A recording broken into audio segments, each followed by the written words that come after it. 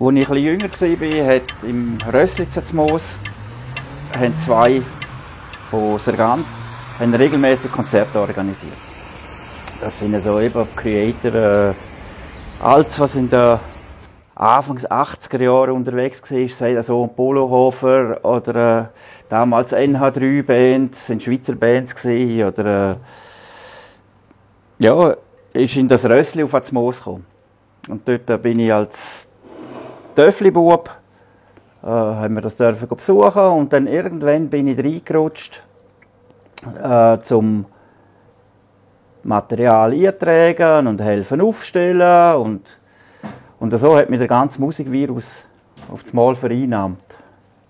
Zuerst einfach rundherum als Rodi und dann irgendwann hat man gefunden, ja, es ist eigentlich noch cool, selber ein bisschen etwas Musik zu machen und dann ist man innerhalb von der Clique ist man drauf gekommen, ja, wir könnten doch selber mal anfangen, ein bisschen Musik machen. Und dann, ja, der eine hat dann ein Schlagzeug ausgeliehen und dann hat man billigen Bass gekauft und Proberaum gesucht und dann haben wir einfach mal angefangen. Und so habe ich dann aktiv an dem Geschehen angefangen zu teilnehmen. Damals hat es sehr wenige Bands gegeben, es hat noch befreundete, es hat noch Kollegen gegeben, die haben ein bisschen Blues gemacht. Und wir sind natürlich vom völligen Heavy Metal hergekommen, New Wave of British Heavy Metal ist aufgekommen. Und wir haben dann uns dem ein bisschen am Derberen zugewendet. Ja. Die erste Band war Black Force. Und dort haben wir Kassettchen gemacht. Und wo dann Black Force, dort haben wir ein paar Auftritte gehabt, und wo dann Black Force auseinandergegangen ist, da hat man dann, ja, mittlerweile hat man seine Fühler ein bisschen weiter ausgestreckt und hat andere Bands kennengelernt und so, und auch Musiker. Und dann ist die Band gekommen, Havoc, und also nicht die Havoc, die es jetzt noch gibt, das sind andere Havoc damals. Und mit denen haben wir dann auch Kassetten gemacht und Demo-Tapes. Und dann hat man eine Schallplatte gemacht. In der Region sind wir dann zusammen, damals hat es noch eine Band Spectres gegeben, und mit den Spectres zusammen, die sind von Grabs gewesen, sind wir dann so quasi, haben wir uns zu Platzhirsch entwickelt und ja, haben dann schön, so 1,5 Jahre lang, haben wir dann schön einen Haufen Konzerte geben, zum Teil miteinander, zum Teil gegeneinander, wie auch immer. Musik ist immer weitergegangen mit Livebands. Dann hat man, auch wo das auseinandergegangen ist, habe ich noch ein paar andere Bands und Coverbands. Und irgendwann haben dann die Konzerte im Rössli, sie sind grösser geworden, hat sich nach Sergans verlagert, in die RSA. Und irgendwann haben sich die zwei völlig übernommen mit diesen Konzerten und haben dann halt wieder hören, weil es einfach zu gross geworden ist. Und dann habe ich die Gelegenheit bekommen, um das Lokal hier zu übernehmen. Und dann habe ich gefunden, zuerst, ja, ich mache ein Pub.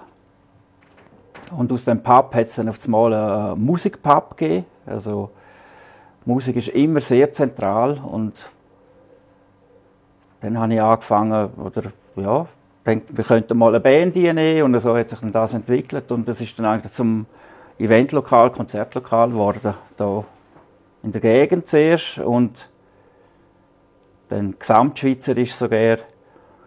Ja, hatte ich am Schluss Bands drin gehabt. Oder am Schluss, ja, in den 80er, 90er Jahren hatte ich dann auf einmal Bands drin gehabt, wo ich selber sagen musste, wie heute auch, wie komme ich selber überhaupt zu diesen Bands? Es hat eine riesige Resonanz gegeben. In den 80er, 90er Jahren war es eine ganz andere Situation. Es hat einen Haufen Bars und Pubs gegeben, wo ja, es ist einfach alles gelaufen. Die Leute sind fort, haben sich getroffen. In der Bar hier am Wochenende sind sie in 3 Reihen angestanden, problemlos. Und Es hat eigentlich nur relativ wenige, ein paar etablierte so Beizen gegeben, wo Konzerte gemacht haben. Und ich habe dann auch, wenn ich da meine Konzerte gemacht habe, habe ich dann einmal Konzert unter der Woche gemacht. Vielfach also entweder Dienstag, Mittwoch oder Mittwoch, Donnerstag, aber immer an 2 Tagen. Unter der Woche. Weil am Wochenende hast du voll gehabt, da hast du nichts organisieren. Und unter der Woche eben, hast du eigentlich beide Konzerte mit der gleichen Band hast einen Ausverkauf gehabt.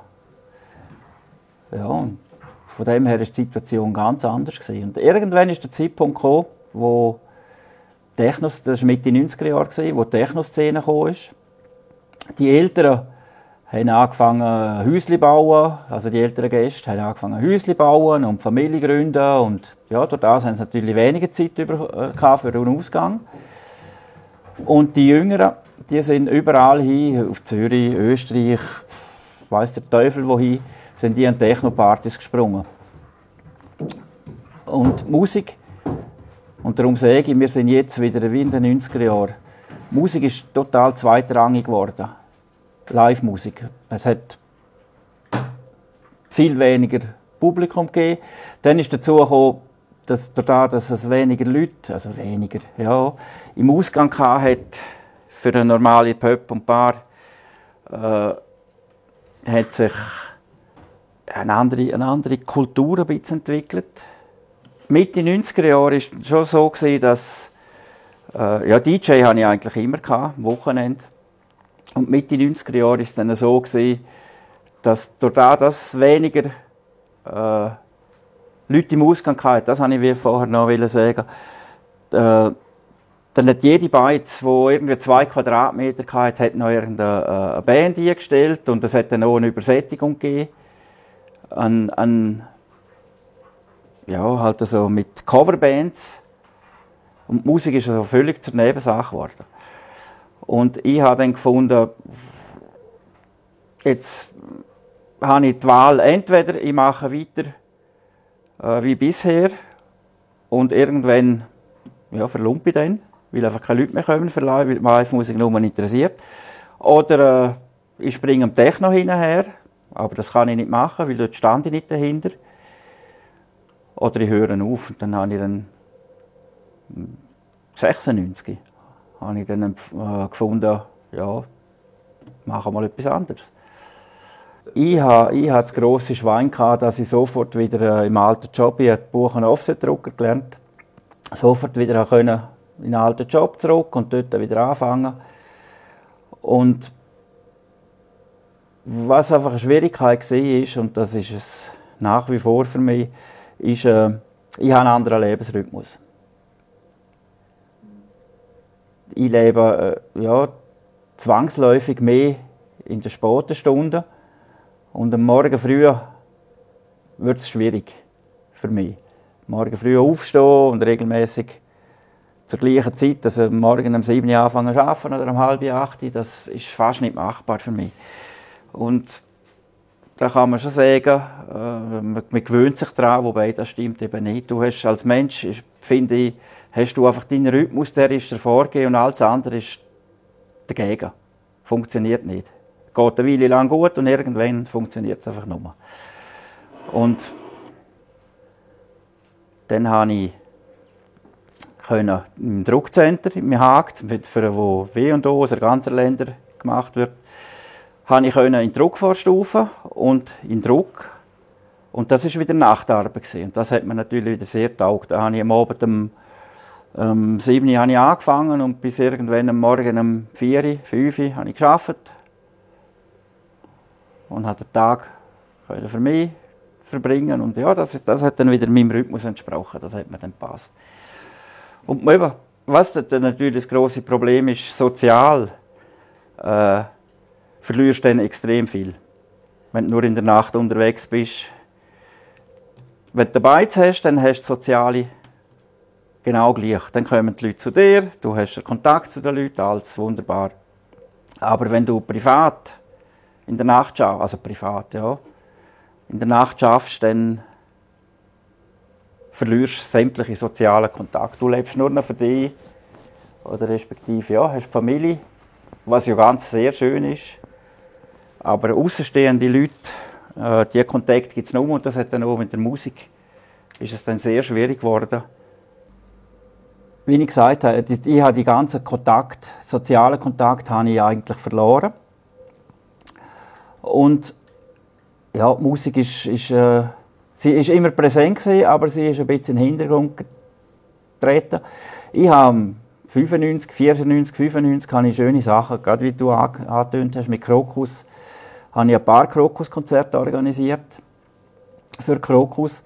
Aber dann später eben sind die ganzen Kontakte verloren gegangen.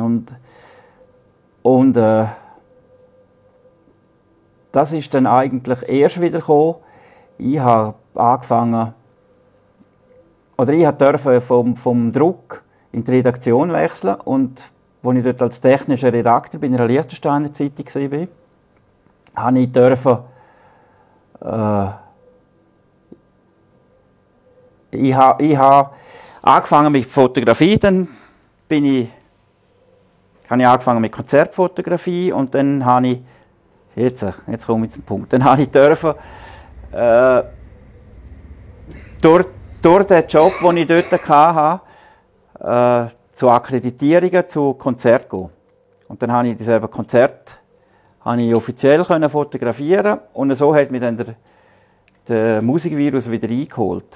Ich habe dann auch über gewisse Konzerte angefangen zu schreiben, obwohl es eigentlich nicht mein Teil gewesen wäre, aber ich konnte das machen. Ich konnte, ja, ich sage dir jetzt, den Job ausnutzen, dass ich mein Hobby wieder mein Hobby Musik wieder voll übernehmen. Ja.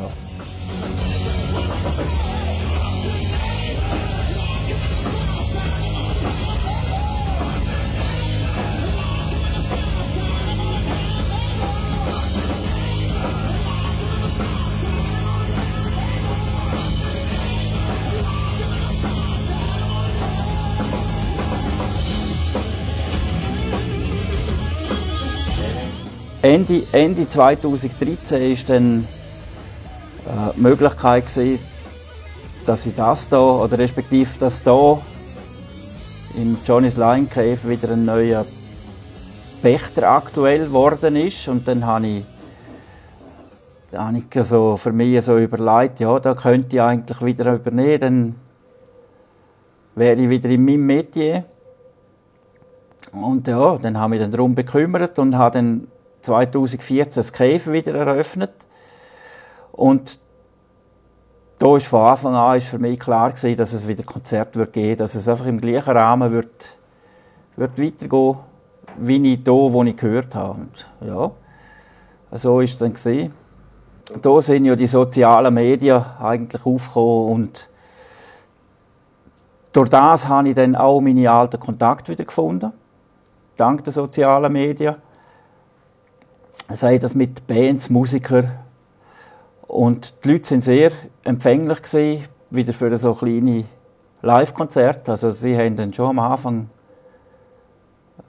Buden eingerannt, haben sie jetzt nicht, aber die Konzerte sind alle sehr gut gelaufen. Natürlich nicht mehr wie früher unter den Wochentagen, sondern die Zeit hat sich geändert. Es sind dann an den Wochenenden stattgefunden, die Konzerte. Zuerst hat es ein bisschen weniger gegeben und es hat sich dann einfach herauskristallisiert, dass das Interesse da ist, dass man mehr machen kann. Und so hat sich dann die Anzahl der Konzerte auch erhöht und ist sehr gut angenommen worden von den Leuten. Im Sommer laufen viele Sachen. Im Sommer musst du eigentlich nichts organisieren. Heutzutage noch weniger als früher. Es hat jedes Dörfli hat sein eigenes Open Air. Und meine Konzertsaison ist eigentlich mehr die Zeit, wo sich das Zeugs innerhalb der Mauern abspielt. Also von ich sage jetzt September bis Juni, Anfang Juni. Und der Sommer durch ist dann Pause. Ja. Und dann halt im Frühling wieder, respektive Winter. ja, halt hier aus der Gegend habe ich sehr viel zusammen mit dem Palazzo, mit dem Muzzi gemacht. Dann das Hard Rock Hotel. Wir haben auch ab und zu mal eine Band miteinander. Ja, wir reden schon ein bisschen miteinander. Auch mit anderen, sei es eine Mietbar oder eine Wiesenbar. Man macht schon ein bisschen zusammen.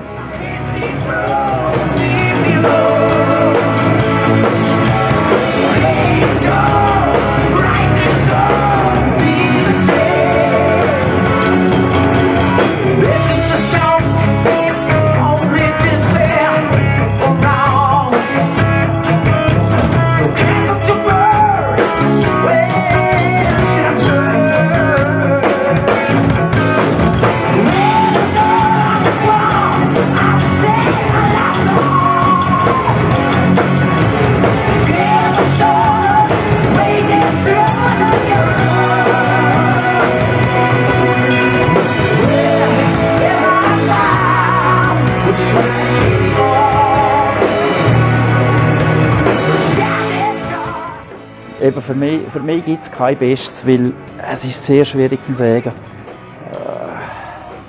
Ich habe Bands da bei mir, wo ich denke, wie kommen ihr dazu, überhaupt zu mir anfragen?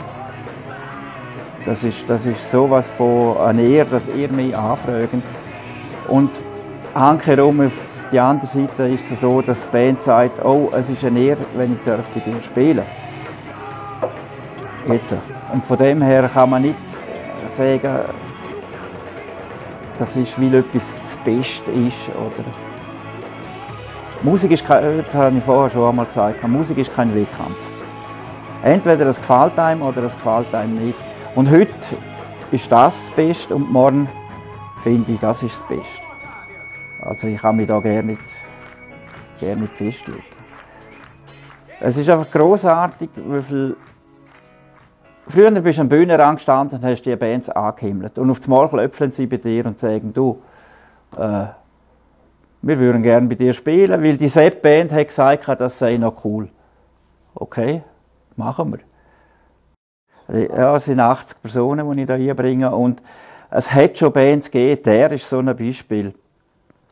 Ich weiß nicht, der ist nicht allen ein Begriff. Die sind der Darren Warden.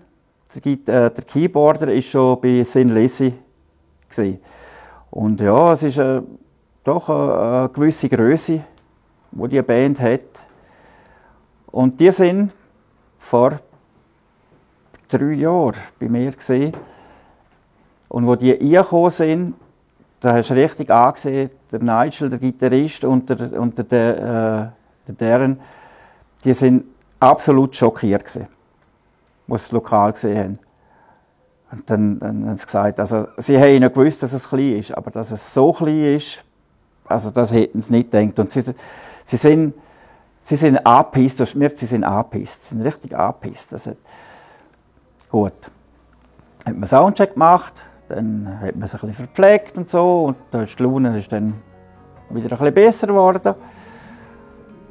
Und nach dem Gig ist der Darren zu mir gekommen und gesagt, er müsse sich entschuldigen, das sei absolut heiß gewesen, um hier zu spielen.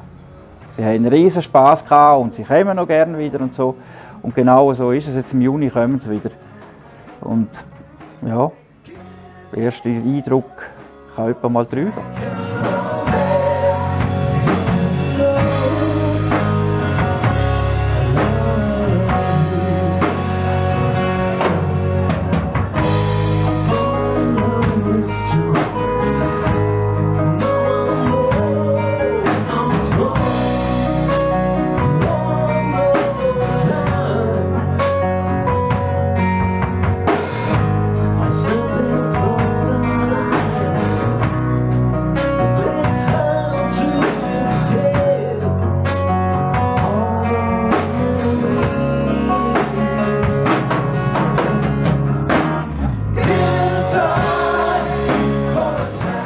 Gastfreundschaft ist sehr wichtig. Das ist das A und O, denke ich jetzt einmal. Viele Bands sagen, wenn sie wiederkommen, es ist heimgekommen. Sei es bei Hardline und Johnny Gioeli, der da reinkommt und sagt, schön, bin ich wieder daheim. Und ja, und du merkst, sie meinen es ernst. Es ist nicht nur einfach amerikanische Höflichkeit gespielt, sondern er meint es ernst. Und das erlebe ich immer wieder. Es ist einfach das ganze Drum und Dran, die ganze Intimität mit den Leuten, also Nähe. Da auf der Bühne passiert was und es kommt gerade beim Menschen, der zuschaut, kommt das gerade an. Es läuft nicht noch lange über Bildschirm und was weiß ich, sondern es ist 1:1. Und das wird von vielen Bands, die so grosse Bühnen bespielen, wird das wieder geschätzt, weil das bringt sie zurück zu ihren alten Wurzeln. Ich kann mir es nicht vorstellen, das macht es ja genau aus, dass es eben die Kleinheit von dem Lokal so ganz einen speziellen Effekt hat. Ein Konzert in einer grossen Halle ist gut und recht, aber wenn du eine grosse Halle machst, bist du wieder unter Zwang. Du musst die Halle füllen. Weil sonst,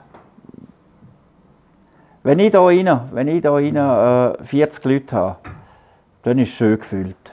Dann ist es halb voll und es sieht nach etwas aus. Jetzt habe ich aber einen Saal von, wenn es noch ein kleiner ist, von 200 oder von 400 Leuten und habe 40 Leute dort drin. Dann ist es einfach peinlich leer. Das ist nicht schön für die Band und für die Gäste. Von dem her ist es einfach speziell, ja, mit dem umzugehen, was ich hier habe.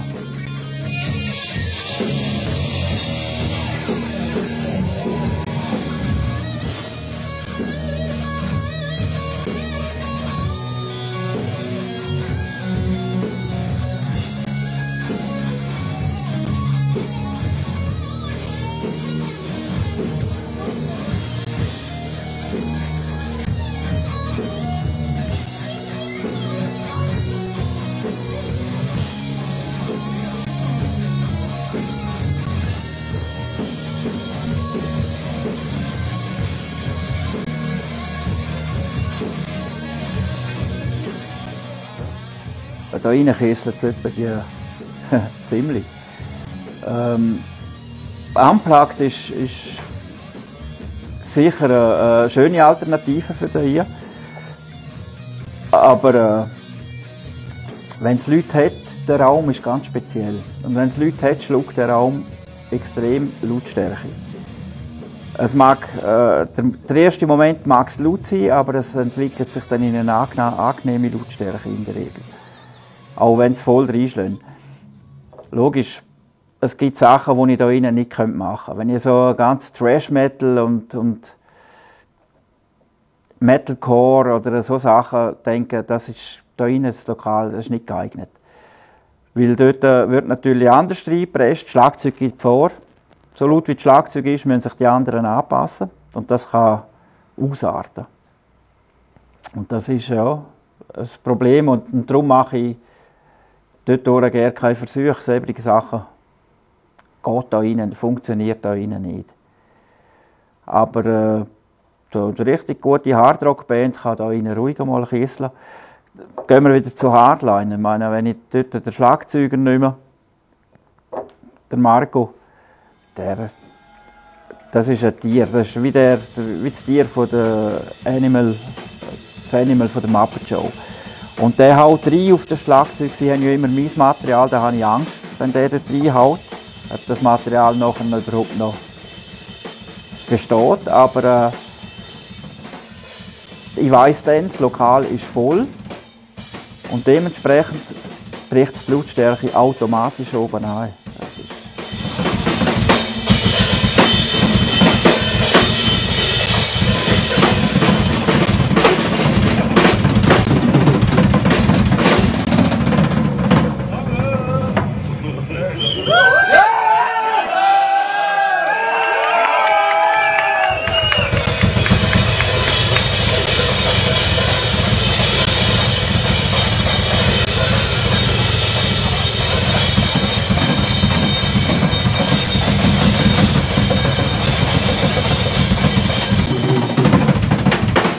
Ich hatte in den 80er und 90er Jahren eine in der Umgebung gehabt, also vis-à-vis, über die Straße.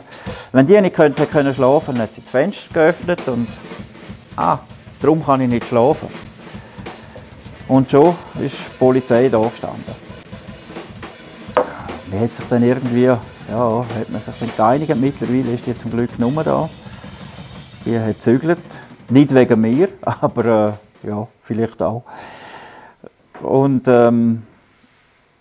mit den Mietern hier im Haus hatte ich bis jetzt immer einen riesen Schwein gehabt. Sie haben einfach die Möglichkeit, wenn es ihnen zu laut wird, dann sollen sie einfach kommen.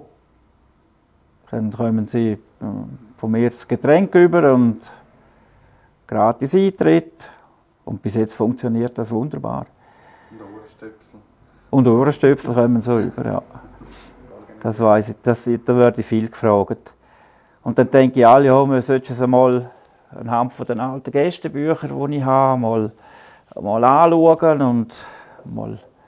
Aber dann laufe ich die Stege drauf und am nächsten Tag ist das schon wieder vergessen. Also, nein, ich weiß nicht, das sind hunderte Konzerte, aber ich weiss effektiv nicht, wie viele das sind. Das ist sowas für mich nicht wichtig. Du hast vorher gesagt, wegen dem besten Konzert und so. Es ist einfach, jedes Konzert ist einfach ein Erlebnis und es spielt keine Rolle, wie viele das sind. Es ist einfach das Konzert, das gerade läuft, ist ein Erlebnis und das so soll es sein. Das bin ich, ja. Ich lebe jetzt. Das, was ich hatte, ist vorbei. Ja, logisch, es sind schöne Momente und man erinnert sich gerne daran. Aber es kommen wieder schöne Momente, wo man sich dann später auch wieder gerne daran erinnert. Ich lebe den Moment. Das macht es für mich aus. Jetzt muss ich es gut haben. Jetzt bin ich da. Jetzt muss ich es gut haben. Da, wo wir jetzt sind, das ist Twan. Das ist eine Bar im Steampunk-Style. Das war vor Corona, habe ich hier rein, es war eigentlich mehr eine Abstellkammer. Die hat zwar einen Billard hier rein, den Dart hatte ich hier, einen Fußballkasten, aber eben Abstellkammer. Und dann hatte ich einfach den Wunsch gehabt, dass man aus dem irgendwas anderes macht, wo nach ein bisschen etwas aussieht. Und dann hat mir mal ein Kollege gesagt, kennst du Steampunk? Und ich habe gesagt, nein. Und dann hat er mir erklärt, was Steampunk ist. Und ich habe angefangen, im Netz ein bisschen zu schauen. Und Steampunk ist eigentlich die Leute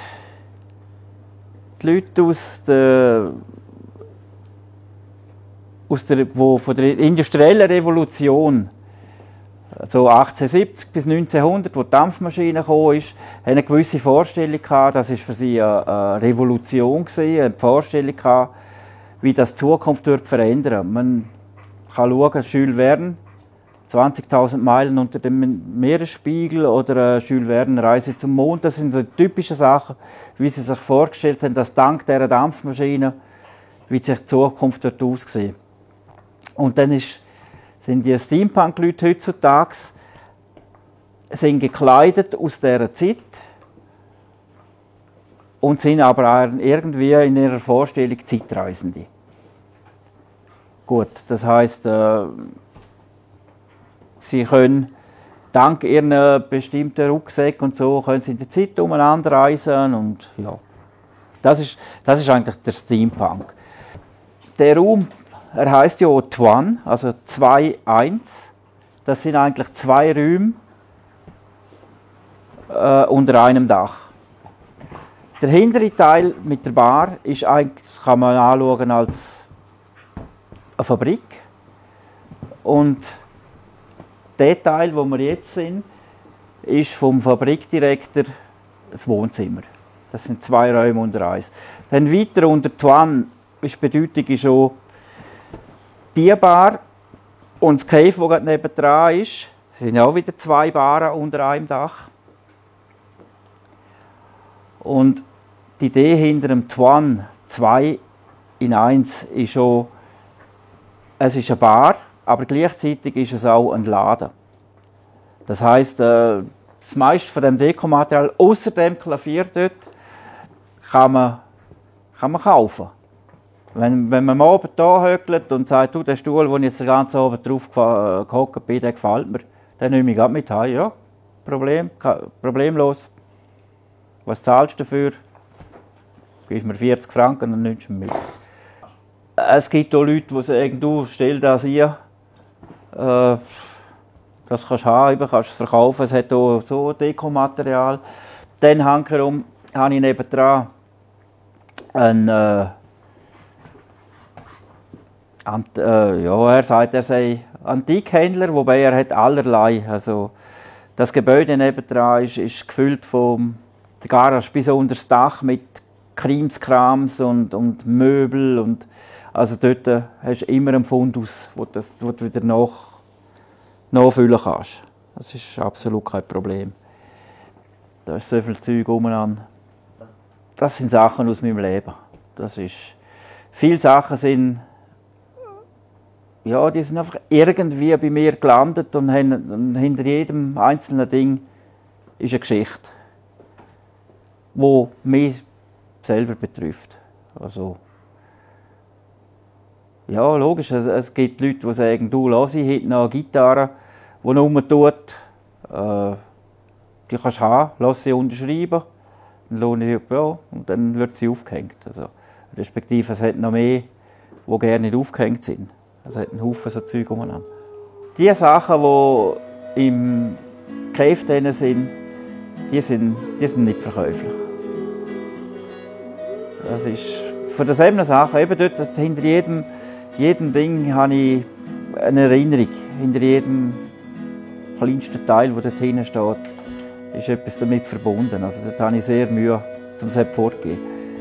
Das können dann meine Kinder mal, wenn sie aufräumen, können die das wohl entsorgen. Aber solange ich da bin, ist das meine Vergangenheit. Das ist ja.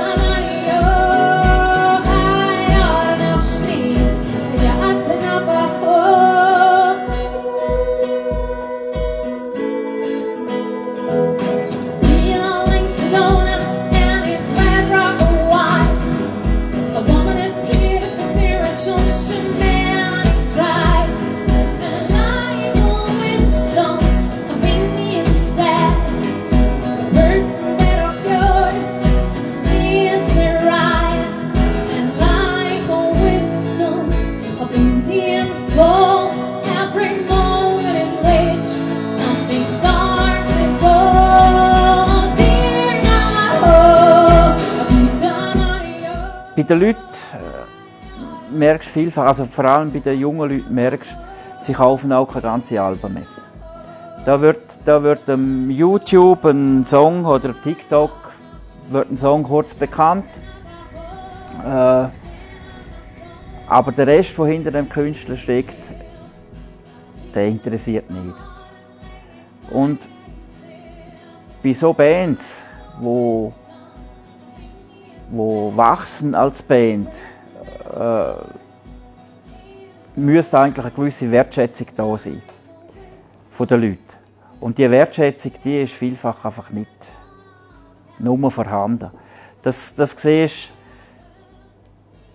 du bei akustischen Konzerten.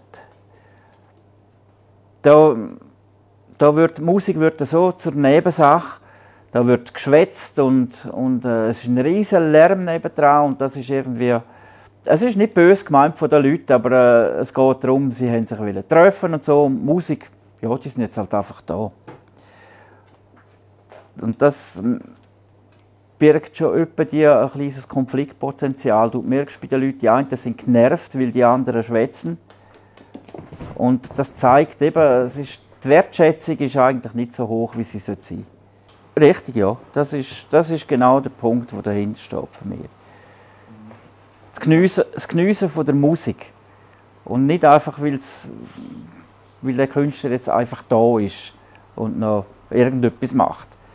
Sondern bewusst sich mit dem auseinandersetzen, was jetzt da vorne auf dieser Bühne passiert.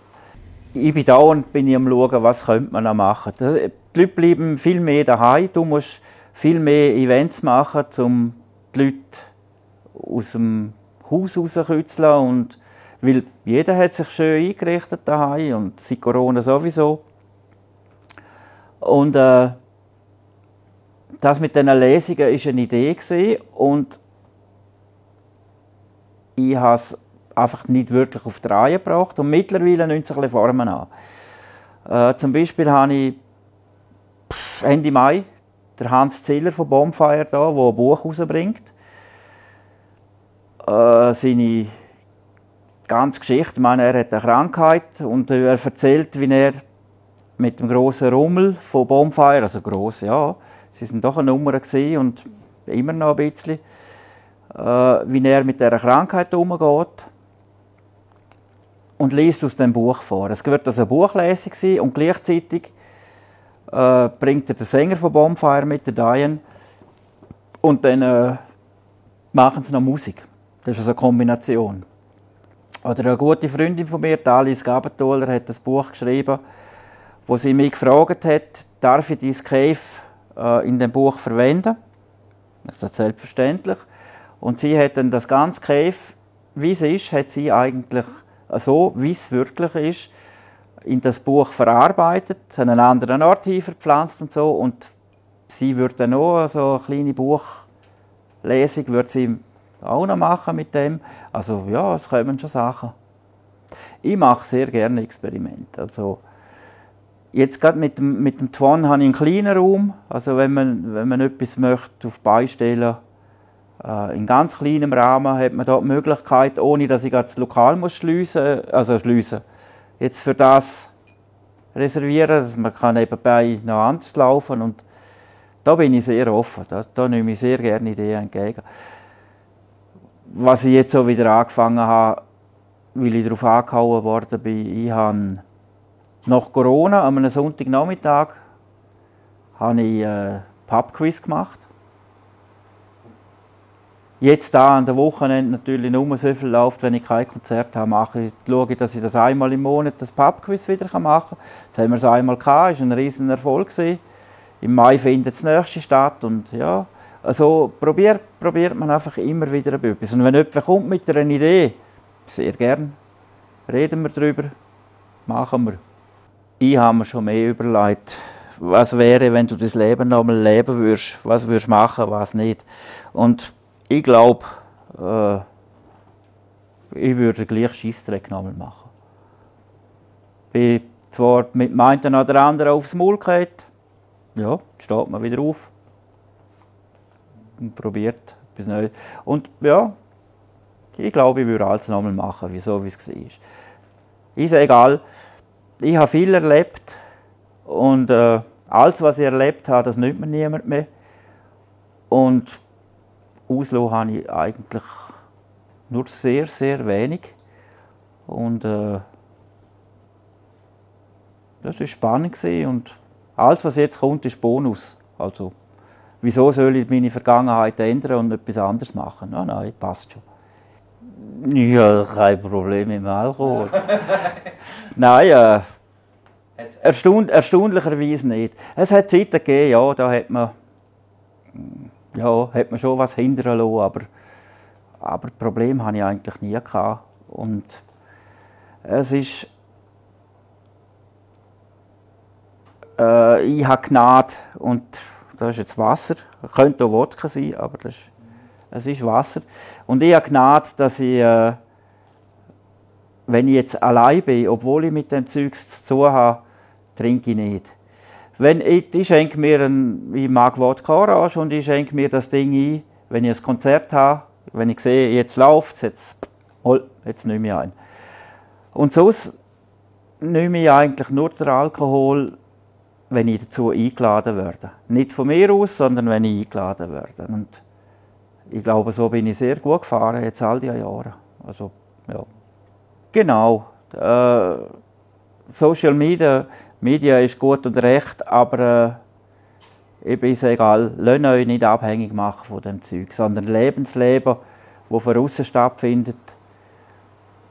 Und verkrüchen euch nicht im Zimmer und verlassen euch auf das, was ihr da im Handy drin seht, sondern lebensaktive Leben. Also machen etwas daraus. Ich muss gestehen, selber gehe ich eigentlich nur viel in den Ausgang. Wenn, dann sitze ich auf dem Töff. Das ist mein Ausgang. Kopf frei lüften. Und sehr gern irgendwo hin, wo es mit Musik zu tun hat. Das ist und wichtig ist einfach, ja, die Leute treffen. Der Umgang mit den Leuten mag ich. Darum bin ich auch Beizer.